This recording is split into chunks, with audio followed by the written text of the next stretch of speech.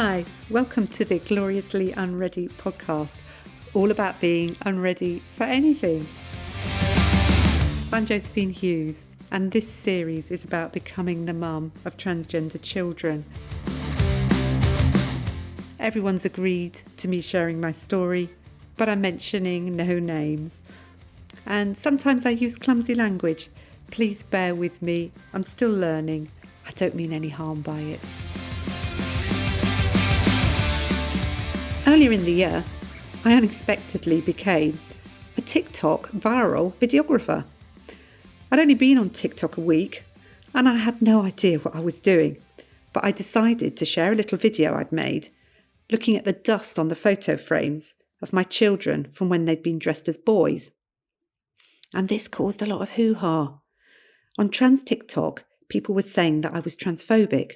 People were saying that I was being unkind. People were saying that I was making it all about me.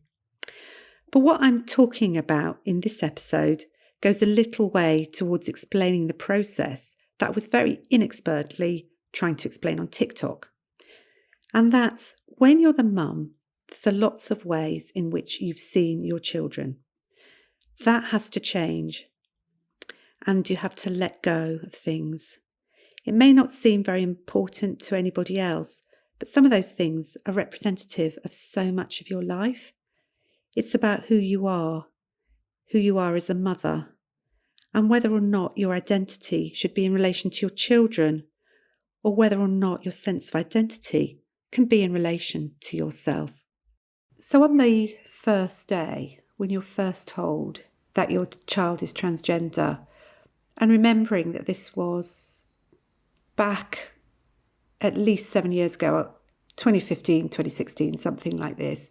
It was a long time before a lot of the transgender focus was there in news events. So I didn't really know a lot about what it was to be transgender.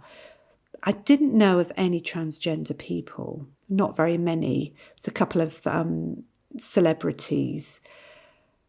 But apart from that, I didn't really know anything about what it meant to be transgender. And of course, it's similar to, I think, the surprise, the reaction that many people have, which is your first thought goes to what's in people's pants. And, really, it's none of our business. But as a mum, that was almost my first fear. My first fear was, oh my God, does this mean that they're going to have an operation where they have their penis removed? I don't know how to put it politely, and there's probably politer ways of putting it, but that was where my head went. And the other place my head went was my child as a baby, because I knew when I had my youngest that this was probably going to be the last baby.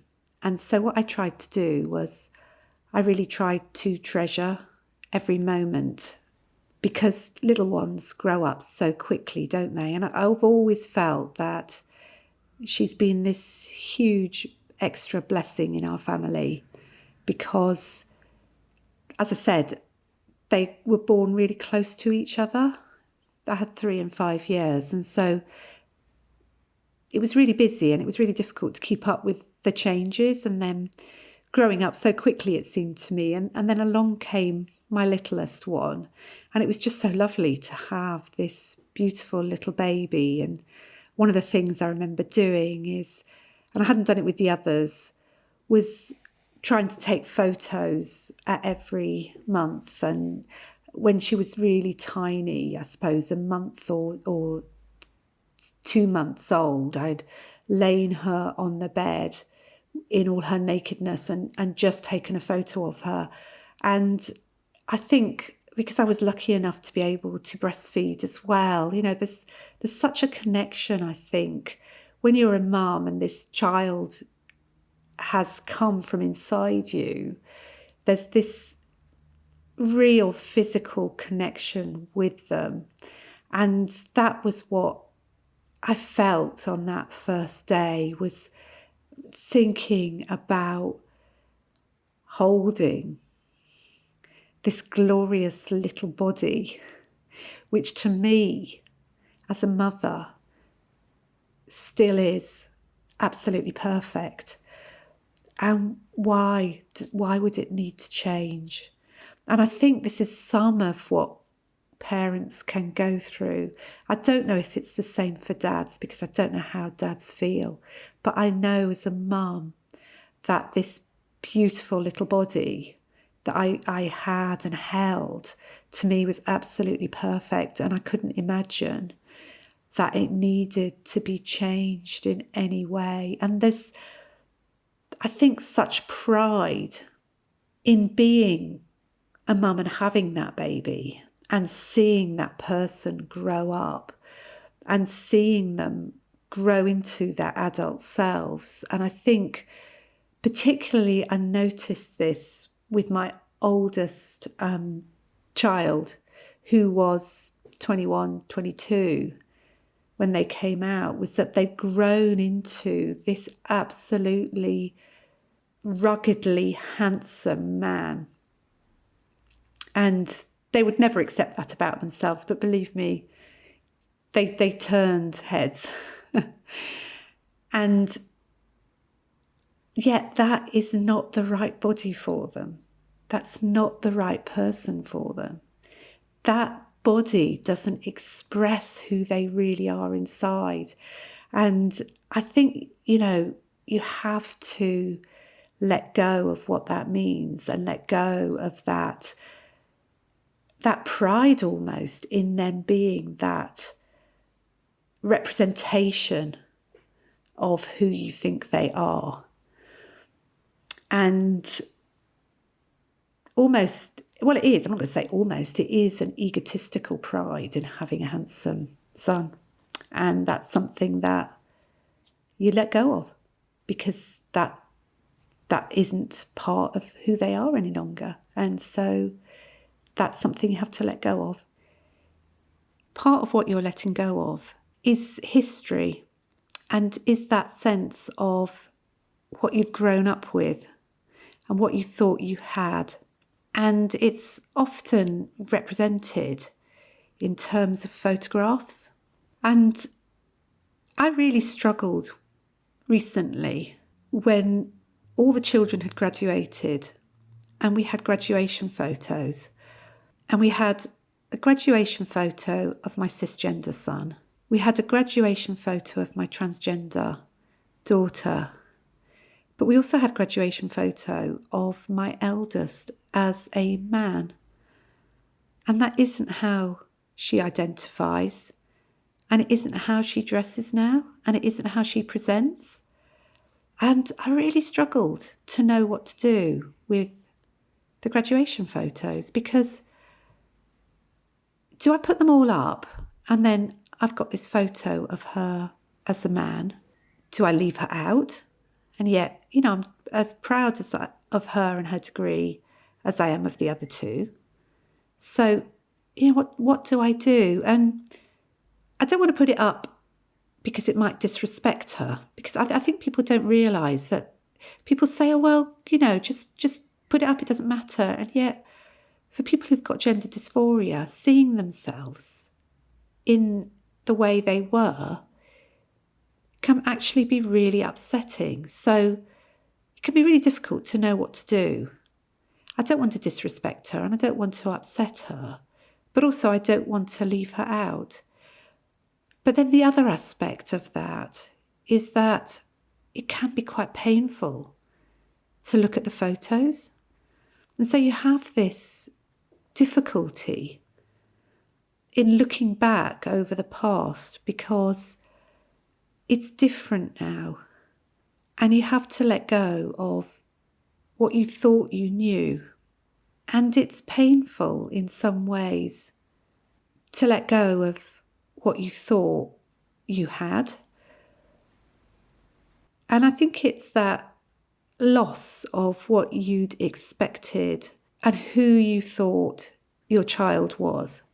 And I think it's that vicarious pleasure that you take in who your child is. And you have to let go of that. You have to let go of your feelings around that. And to a certain extent, it's painful because you've built up an identity around it and you've made it your identity. And actually, you have to just let go of that. You have to let go of that identity. And it feels kind of shallow to admit that you do build up an identity around how your children are and how they look. Because you think, beauty is more than skin deep, which of course it is.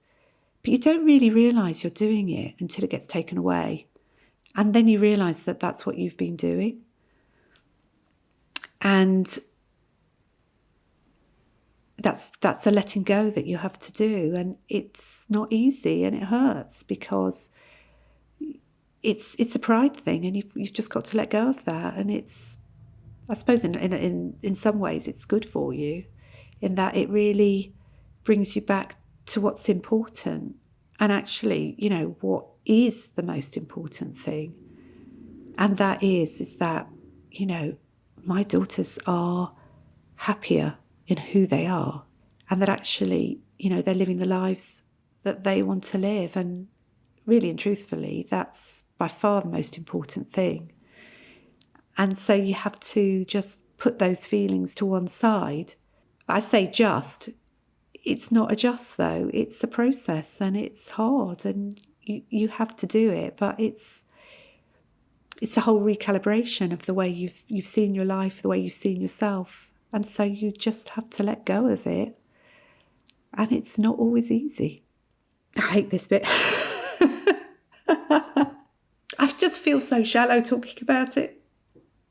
But if I don't talk about it, it's not going to help people. But I feel so shallow. I feel so shallow to say, all I cared about was the way they looked.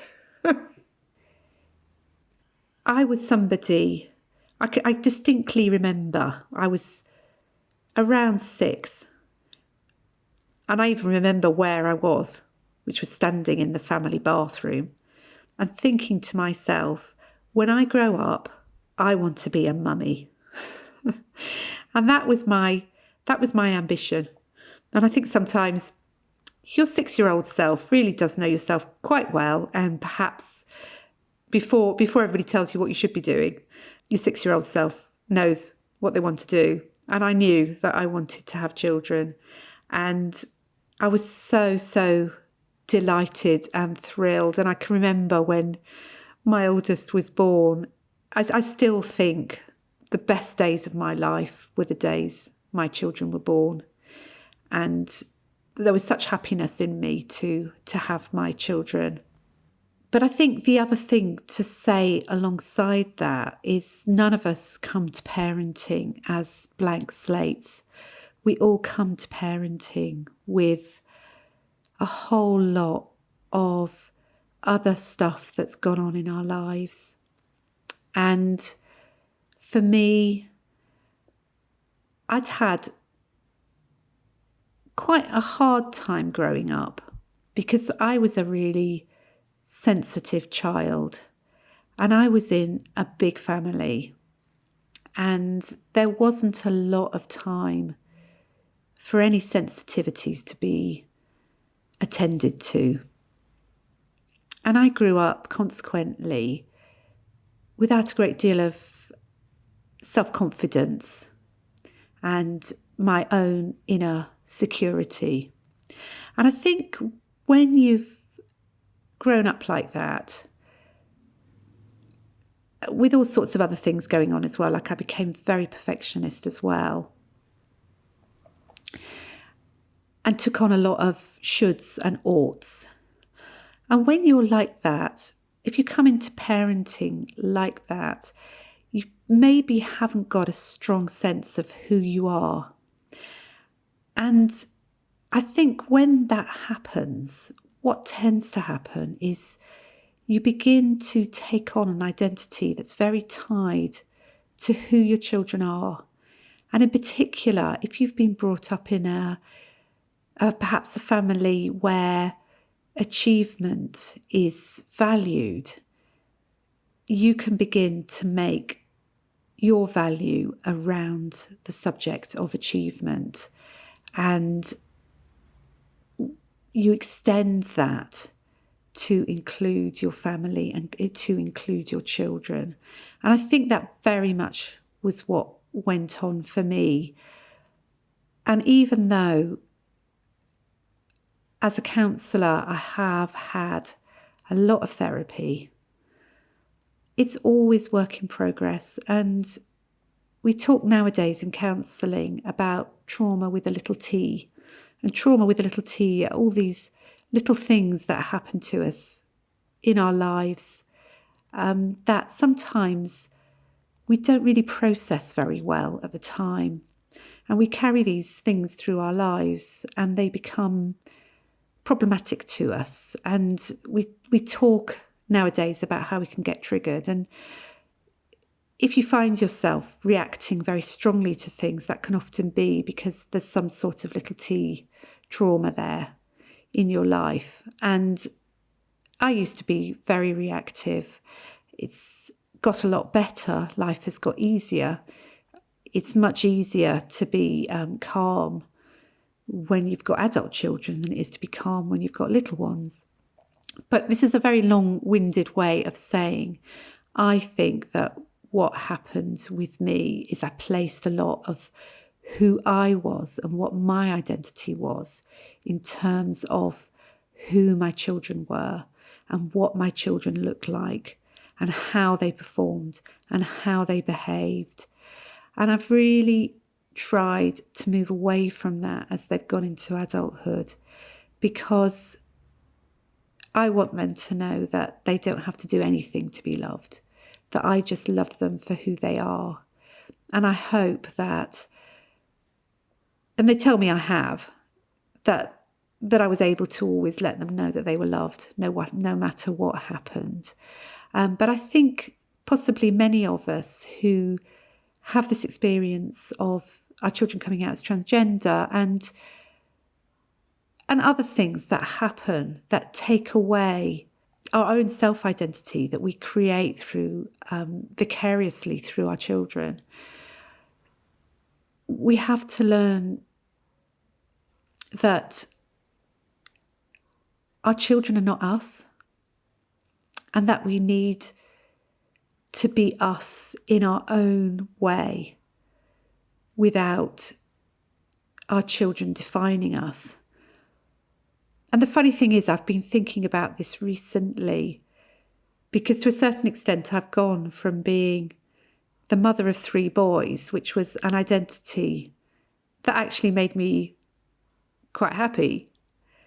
And now I'm transitioning and I'm beginning to describe myself as the mother of 2 transgender daughters. And I've had to sort of stop myself in a way and say, hang on a minute, I don't have to define myself by what I do. I define myself by who I am. But as I say, it's a continuous process. It's a journey. And you have to move and give yourself grace. I think that's the thing. You have to give yourself grace to know that this is a long journey. It takes time. But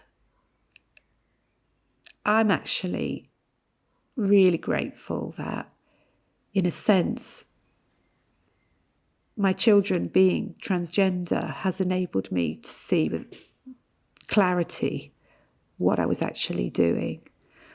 And I think this is, one of the gifts of this whole experience has been to enable me to not put my sense of self in my children, but to locate it more firmly in myself and who I am, and knowing that I've got values and that my values, I can live according to my values. And that's okay, and that's given me a lot of confidence, I think, as a result. I'm more confident now than I was before they came out, because I've let go of having to be defined by who they are, and I define myself by who I am. What I've tried to discuss in this episode is that when my children transitioned, it led to a letting go of some of those things that perhaps aren't important, and that in the grand scheme of things shouldn't really define our relationship to somebody and shouldn't be the thing we love them for, such as their looks. And I've also told you about how part of the process is a rewriting of history. It's difficult to let go of things that you thought you knew. And because you're letting go of those things, for a while it feels like your world is shaken. But what I discovered through this process is a greater sense of my own self, because I came back to the values that were really important to me.